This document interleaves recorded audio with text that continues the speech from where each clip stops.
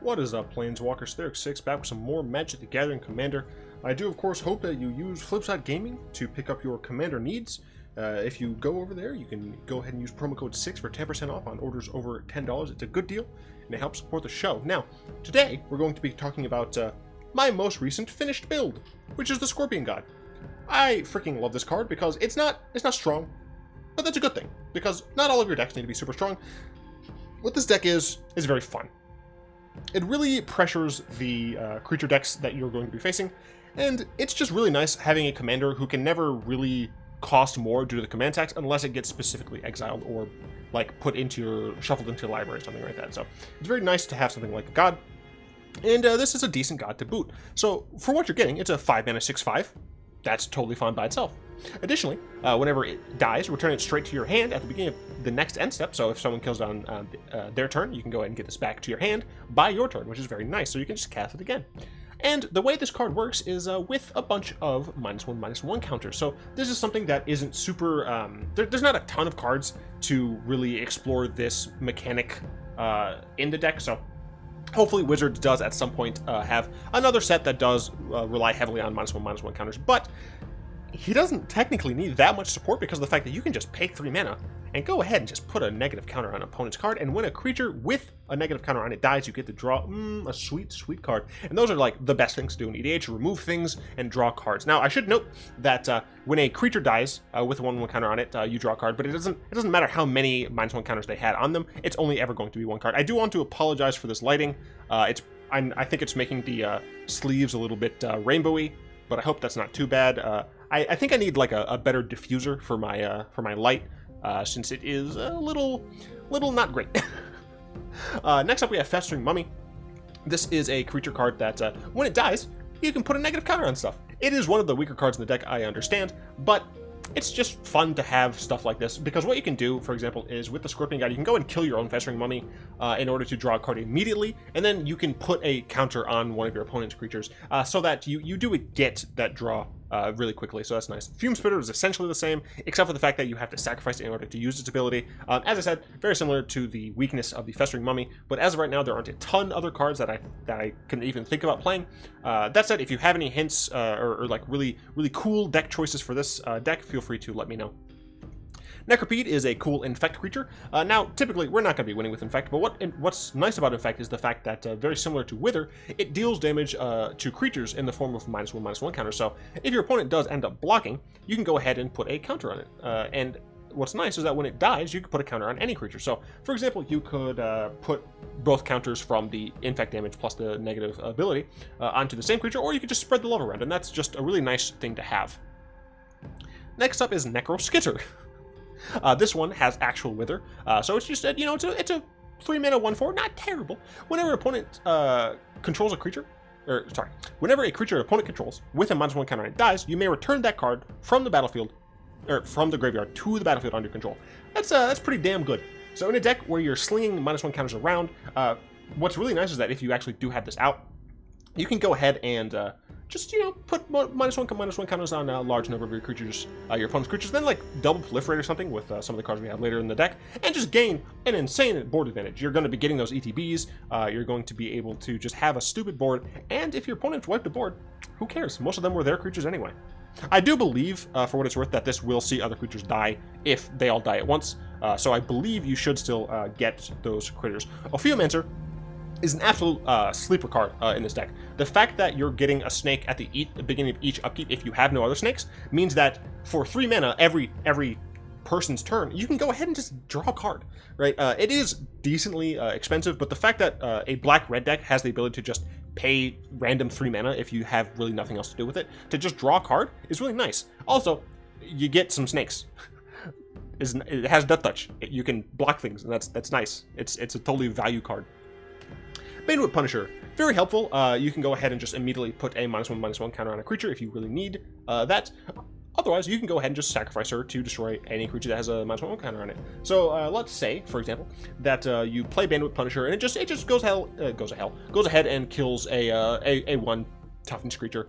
The following turn, you might be saying, well, you don't have anything else to do with your Banewhip Punisher, but you have so many ways in the deck to put -1 counters on people that you can very easily sacrifice this to destroy something. Dusk Urchins is a really nice draw card because you're going to have a 3-mana 4/3, which is decent. The first time it attacks, though, it will become a 3/2. The second time, it'll become a 2/1. But whenever it dies, you get to draw a card for each 1/1 counter placed, or for each negative counter on it. So, what you can do sometimes is just get 2 attacks in and then kill it yourself with Scorpion God, and you'll be drawing 3 cards from Dusk Urchin and then 1 additional card from Scorpion God. It's a lot of fun. A lot of fun. Burnished Heart, we're going to be sacrificing this creature anyway, so it's totally fine to just pay an additional 3 mana to put a negative counter on this with Scarab God, and then you get to draw a card as well as tutor up for some basics. That said, one of the reasons Burnished Heart is in here is because we do need some sort of mana ramp in black-red, and this helps. Harbinger of Night. I don't believe this card has ever seen a second printing, but during each of your upkeeps, you get to put a negative counter on each creature. It includes yours, so in 3 turns, Harbinger dies, but that's just another card you get to draw. And for what it's worth, it does technically kill your own Scorpion God if for some reason Scorpion God has less health than this before you end up playing this. But 1, Scorpion God gets to go back to your hand, and 2, who cares? You're putting a negative counter on each creature. That's real good. Cryptogast. It's a ramp card. It doesn't really have anything else to do in this deck except help our swamps tap for more black. That's pretty much great. What's really important is that this deck actually has a decent number of cards that are swamp and mountain. So this doesn't say a land like a basic swamp or anything. It's just a swamp. So what you can actually do is tap those, like a Blood Crypt, let's say. You can tap that Blood Crypt for red, and since it's still a swamp that's tapping for mana, you still get that extra black. So you can actually use this card relatively nicely in conjunction with things like your Scarab God to get value there. Soul Snuffers. You get to put a negative counter on all creatures. It's not as great as Harbinger of Night insofar as it doesn't occur several times, but it is better in that you're going to get that ability immediately. And it works with this deck is a deck made for this, so it works with a bunch of other effects in the deck. Soul Stinger. Actually, this is a nice card to dump counters into itself, because when it enters, you get to put some counters on it, and then when it dies, you can put those counters, essentially, onto another creature. So with the Scorpion God, it means you're going to be drawing a card for Soul Stinger dying, and then drawing an additional card when your opponent's creature dies. Something that you can do for what it's worth is just put the negative counters on a creature that you don't care about, that is smaller, and have that happen, but you typically don't really need a 4/5 body. It's usually a lot better to just put it on himself. Skinrender, another creature that just puts counters on things. This will just go ahead and put 3 negative counters on a single creature, and oftentimes that's just enough to cripple that creature. Let's say it's something that is, like Aurelia. Let's say it's Aurelia. You're going to go ahead and make it a -1/2. Very helpful. Really makes Aurelia look a lot less scary. Olivia Voldaren. Why is she in the deck? She does, nothing. She also puts +1/+1 counters on herself.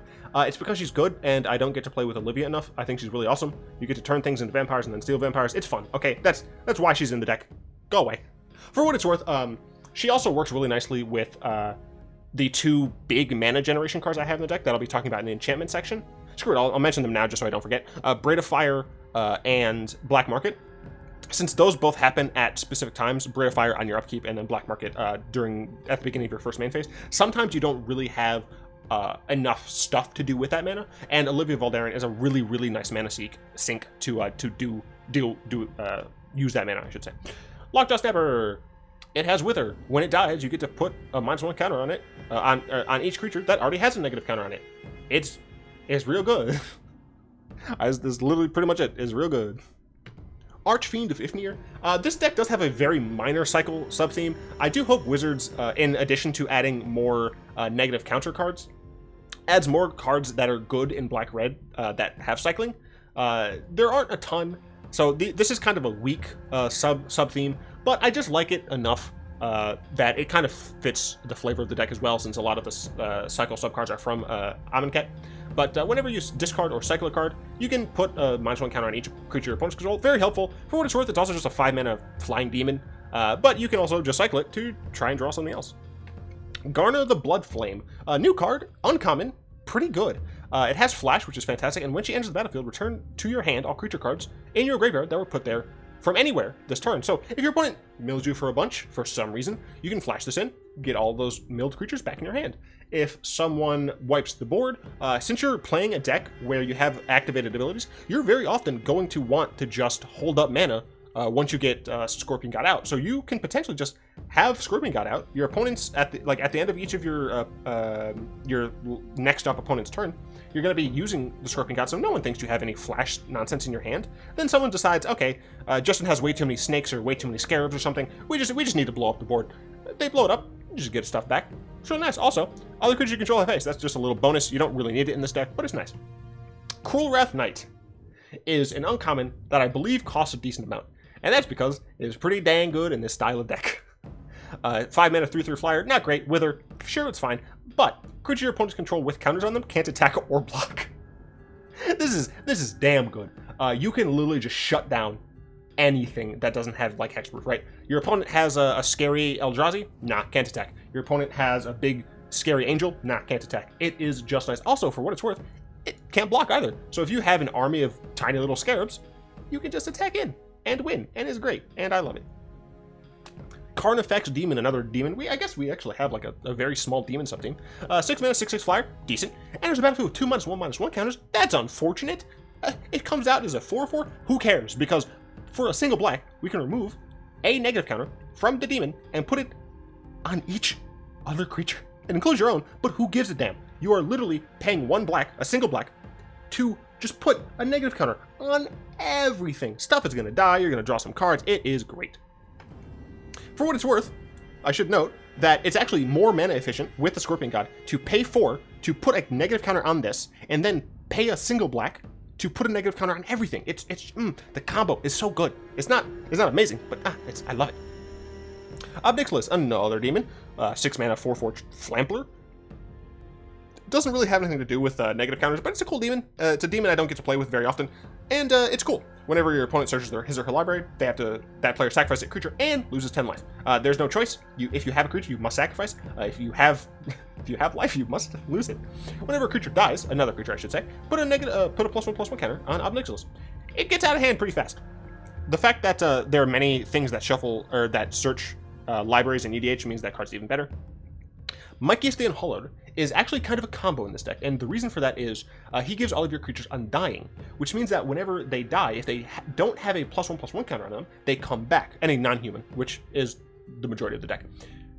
That said, we have an artifact in the deck that gives our creatures Persist, which means that they will enter with a negative counter on it, and we have plenty of ways of just negating those 1/1 counters that were placed on our creatures. For example, that Carnifex Demon, right? If we're going to be having our creatures die, they're going to come back from my chaos with +1/+1 counters. Carnifex Demon is going to be able to it'll still have at least 1 negative counter if it also died. It's going to be able to take that negative counter off and reset all of your creatures to be back at a non-countered thing. My chaos, very helpful. Also, for what it's worth, Intimidate plus whenever a human deals damage to you, it dies. It's pretty dang good.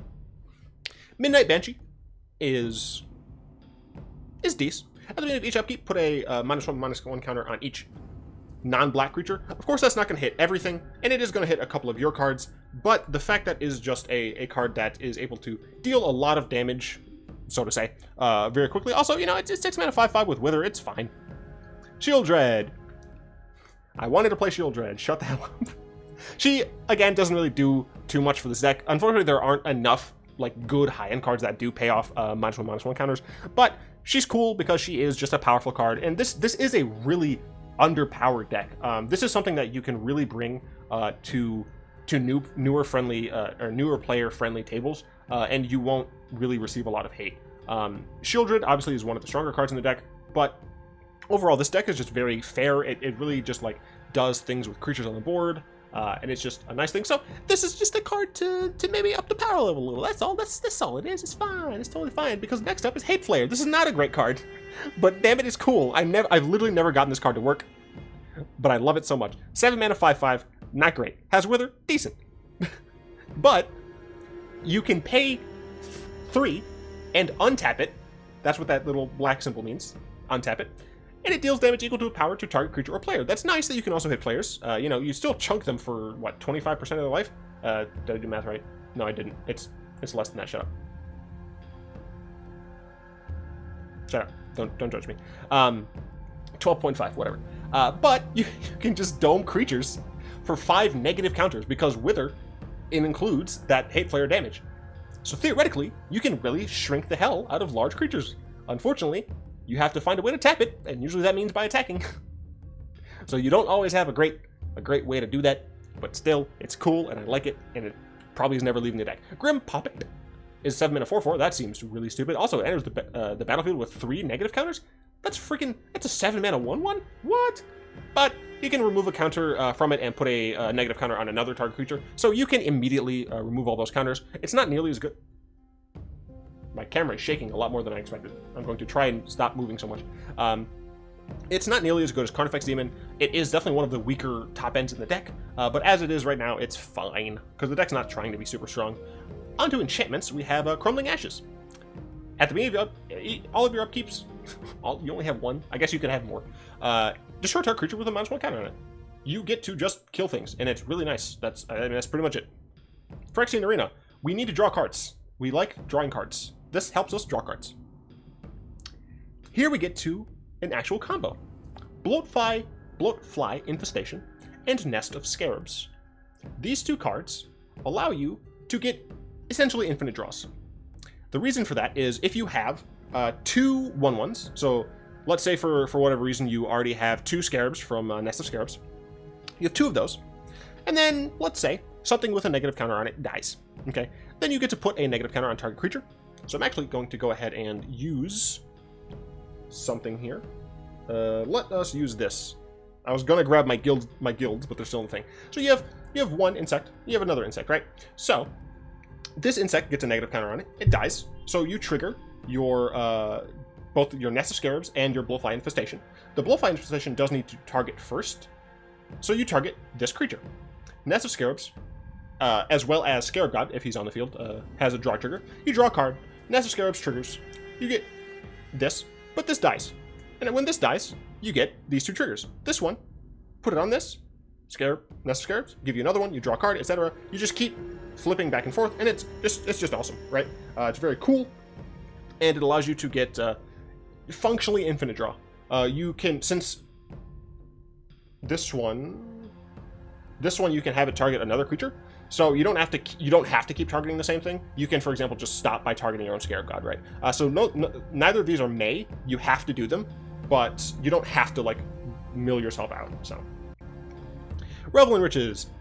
It's an alternate win condition. I think that every deck kind of should have like one way to end slower games, but they shouldn't just be like things they 2-4. That's just like kind of my philosophy. But it's nice to have something that really threatens to get there. And Revel in Riches is also just a really nice way to get extra utility out of things dying, since we want things to die anyway. We're going to be able to get some treasures, which allows us to kill other things, etc., etc., etc., etc.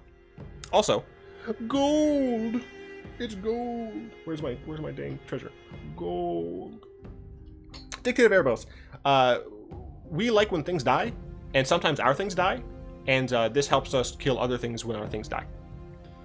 Black Market. Whenever something dies, put a charge counter on it. At the beginning of your pre-combat main phase, add black. You can get a ridiculous amount of mana with this, because it's not whenever a creature that you killed dies. It's not whenever a creature you don't control dies. It's not whenever a creature you control dies. It's whenever any creature dies. Things tend to die in EDH, and this also counts tokens. Really helpful. So for example, that Nest of Scarabs combo, we can get infinite black mana, functionally infinite. We can't like overdraw our deck, but you know, functionally, we can pretty much just get infinite mana. I actually need to check something because I'm a Scrub Lord. Where is my Scorpion God? I never remember if this is a May. It is not a May, so that is something you need to remember. Scorpion God is not a May trigger. But that said, you can get a large amount of black mana and do stuff with it. I don't know. Braid of Fire. At the beginning of your upkeep, you have a scaling amount of red. So first turn you get 1, then you get 2, 3, 4, etc., etc. You need to find a way to use that mana. But with something like Scorpion God, it's not too hard to do so. Enchanter's Bane. I'm so glad this card got printed because Black and Red has had a problem dealing with enchantments for a long time. And this is a way that deals with enchantments without actually dealing with it. What's nice is that if no one else has enchantments, you do have the option to just pay 2 life, which is not too bad. But if someone has like really annoying enchantments that cost like 5 mana, them taking 5 every turn is not going to be something they're going to do very long. Everlasting Torment. This is a deck that wins pretty slowly. People gaining life is not good for us. So players can't gain life. Damage can't be prevented, and whenever your opponents deal combat to each other's creatures, they also have Wither. So that just plays into your game plan. It's real nice. It's real fun. Onto our artifacts. Expedition map allows us to get one of our 2 really strong lands. I guess one of 3 technically. Nykthos, Urborg, and or Cabal Coffers. Those are the 3 important lands to get. If you need to, you can get some of your other utility lands, but that's usually what you get.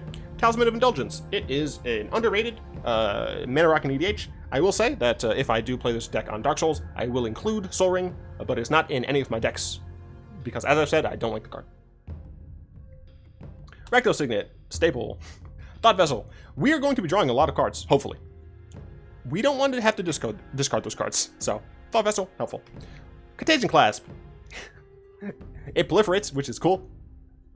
You could theoretically kill someone with Infect in this deck because you can hit them with Necropede. I do have a Skithrix, the Blight Dragon, and I do have it in some of the lists of this deck, but I don't know if I feel comfortable including Skithrix in this deck, even though he was a large inspiration for the name.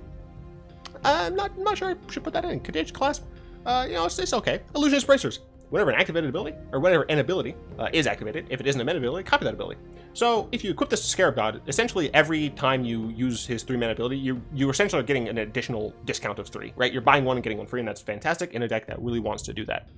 Trigon of Corruption, it's repeatable ways to give things negative counters. It's not the best, but if you have an uneven amount of mana, or I guess technically an odd amount of mana, then you can use 3 for Scorpion God, plus additional 2 for Trigon. Then it's 3 and 3 for Scorpion God, additional 2 for Trigon, yeah, etc, etc. Cauldron of Souls, this is the card that I was talking about when I was talking about my Chaos.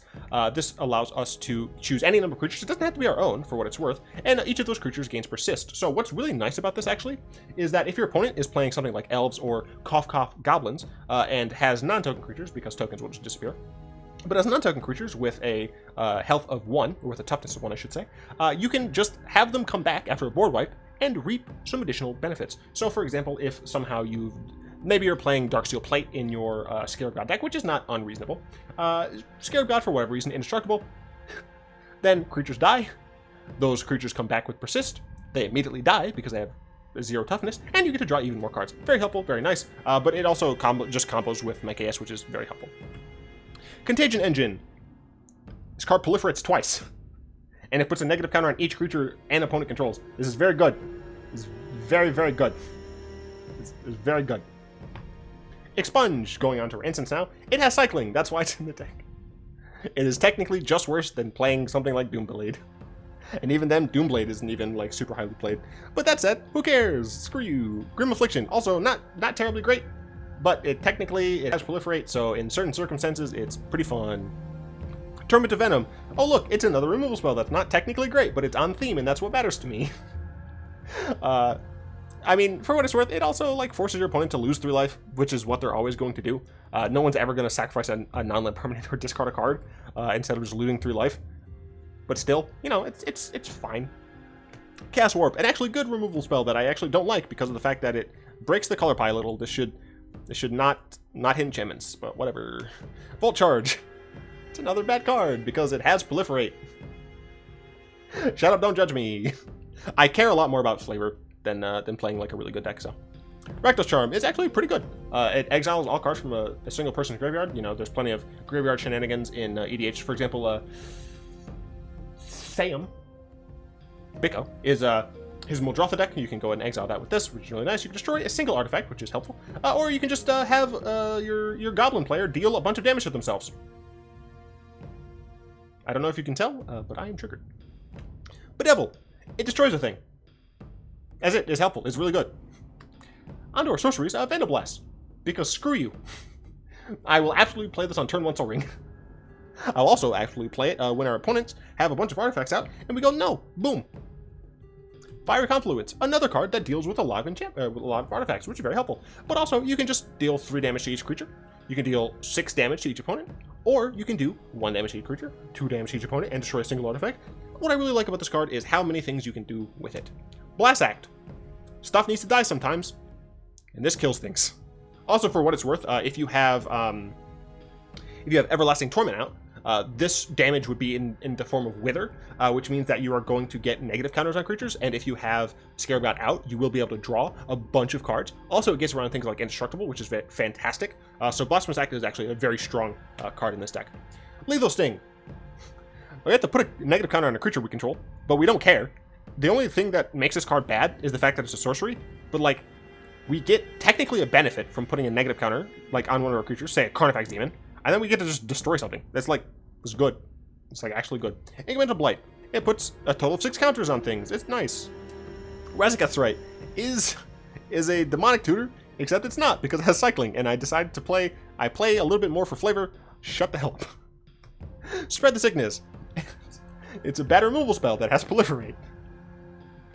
Wizards, please print more negative counter cards. I am absolutely playing the Liliana that this fetches. Puts a negative counter on each creature I don't control, which is nice. And you get to search your library or graveyard for a Liliana Planeswalker. So, you know, it is actually like more than a 2-for-1. So I think this card is honestly fine.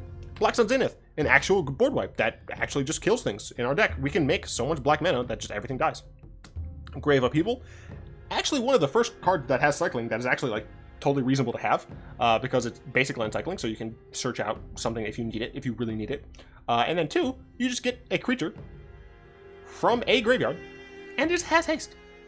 Oh, your opponent has an Abzan in the graveyard for some reason, and they were thinking about pulling it out next turn? Nah, steal it. It's just a nice, fun card. Hey look, it's Liliana. You can put +2 to put a negative counter on up to 1 creature. You -3 to destroy a creature with a negative counter. Or you can -10 to return all creature cards from only your graveyard to the battlefield. It's not good. But it is Liliana. Also, she looks... I do like how she looks here. I do like this art, if it will focus. It won't, of course, because it hates me.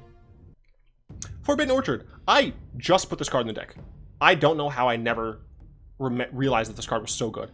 Because you can tap this for a color, and your opponent will get a spear token, and you can target it with Scarab God and kill it.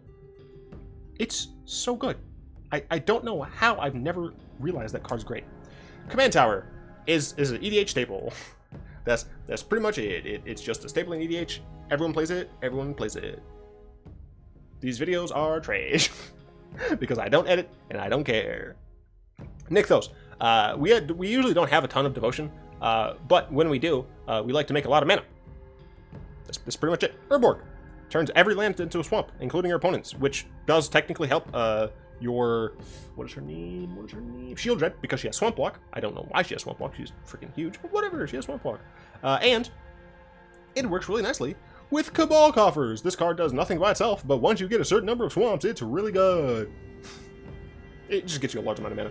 Then we move on to our colorless, like utility lands. Temple of False God just kind of ramps us nicely, which is helpful. Reliquary Tower helps us to not have to discard all the cards we draw. Arcane Lighthouse, very important in this deck to make sure that we can actually target our opponent's creatures. Myriad Landscape allows us to search for usually double swamps because Cabal Coffers is great. Homeward Path, not necessarily because we care too much about having our creatures stay on our side, but it's more that we just don't want to lose to like a random insurrection or something, so. A single Bajuka Bog, because get out of here with the graveyard stuff. Infinite Deadlands, it's on theme, and it puts counters on things. Yay. We don't have enough good deserts, in my opinion. Then we move on to our dual-colored lands. Graven Cairns, it helps turn a single black into double red. Canyon Slough has cycling, which is nice. It also is a swamp mountain, so it works with things like the Crypt Gas I was talking about earlier. Blood Crypt, it's a swamp mountain. Temple of Malice, we get to scry. Rakdos Carnarium, it's a staple. Dragon Skull Summit, because why not? Smoldering Marsh, it's a swamp mountain. Yay. And then, of course, we get to our basics. And I am, of course, running only the Desolated, Hour of Devastation, Mountain, and Swamps, because why would I play any other lands in this deck? Now, I do really hope you've enjoyed this. I have so many decks that I want to play on Dark Souls, but I have to like wait so dang long. I should mention that technically one of those swamps and one of those mountains should be a Bloodstained Mire in a luxury suite. I just don't have those cards, and I don't really feel like justifying spending money on them. You could also be running like a bunch of different lands, but I'm not, because I don't need to. Anyway, I, of course, would like to thank my lovely patrons, especially Salamander and Croft, for the continued support. If you'd like to join them in supporting the channel, you'll find links to that down in the description below, along with links to the Discord server, links to the Aetherhub account where I host all of my decks, including this one, and Let's see, the artist website, yeah. I do, of course, hope you've enjoyed this video. I know they're not technically the most popular, but I have fun in making them because they are different. If you did, go and tap that like button, add a subscription to your mana pool, and cast a comment in the comment section down below. And pass the turn and the vid to some of your friends. And until next time, all will be one.